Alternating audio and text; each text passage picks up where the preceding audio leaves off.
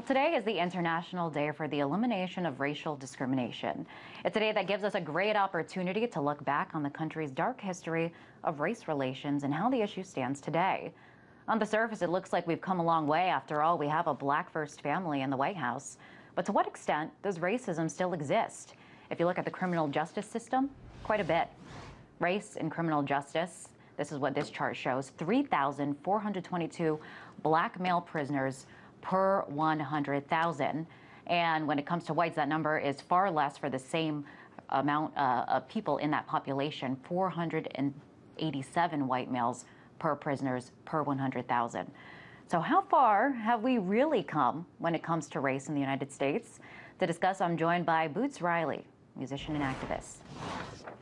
Hi there, Boots. So the fact that we do have a black president seems like a pretty compelling evidence that we have come a long way in the country today. What do you think?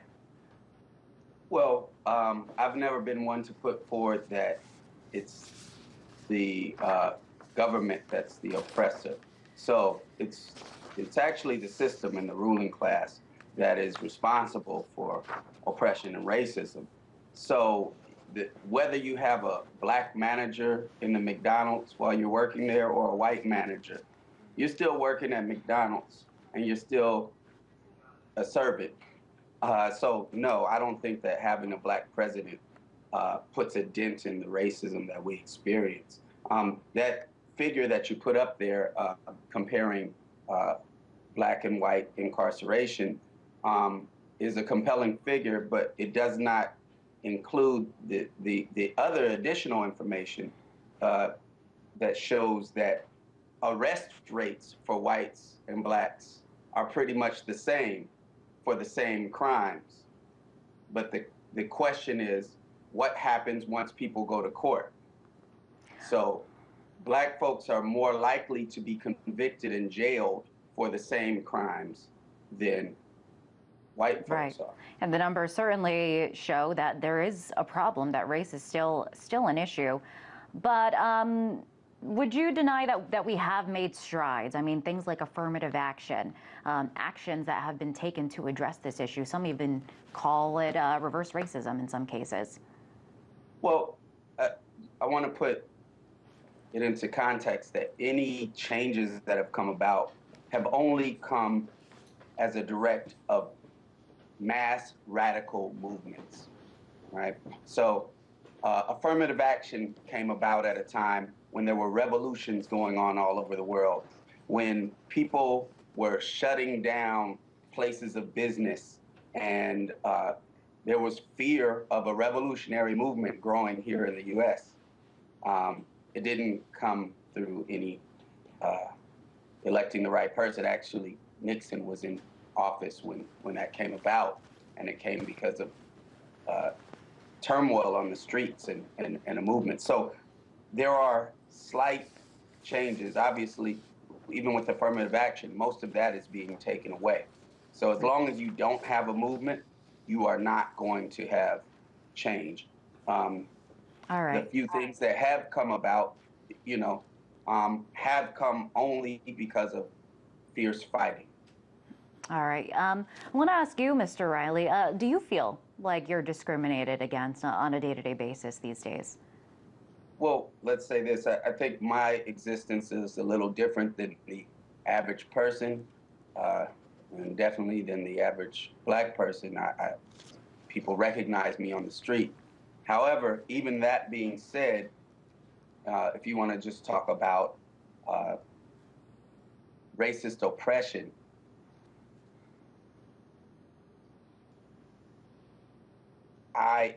four guns held to my head by police. In one situation, which is documented because there happened to be a writer from the Bay Guardian that was there at the time when it happened. The only thing that saved me was someone said, "Hey, that's Boots Riley." Certainly, other African Americans don't have that. I don't want to use the word luxury, but privilege, I guess. What can we do as we have this day where we're supposed to reflect on this? What can we do? How do we address the issue today? Well, we have to understand that racism is not the result of a feeling or an emotion or even just simply an idea. Uh, Racist oppression is part of how capitalism works. You have to split people up and you have to make one group a scapegoat. You have to tell everyone that the reason for their problems is not the ruling class, but the reason for their problems is this other group of people. And so, um, being that people of color are the are economically at the bottom rung of society, there are racist ideas that are put out there to explain to people that it's not the system, that it's them.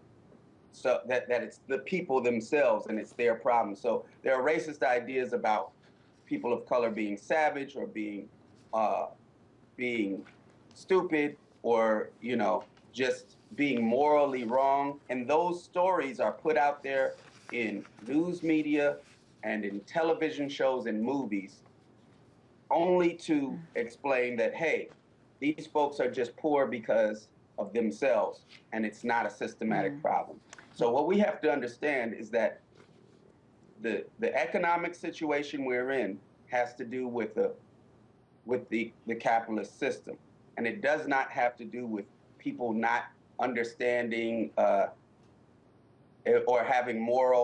uh, having moral fortitude. It's because All right. a system needs to have a certain amount of unemployed people, and it's Mr. going to Riley, be people of color. don't mean to cut you off. Do have to wrap this up, though, because we're running out of time, but do appreciate you coming on. That was Boots Riley, a musician and activist.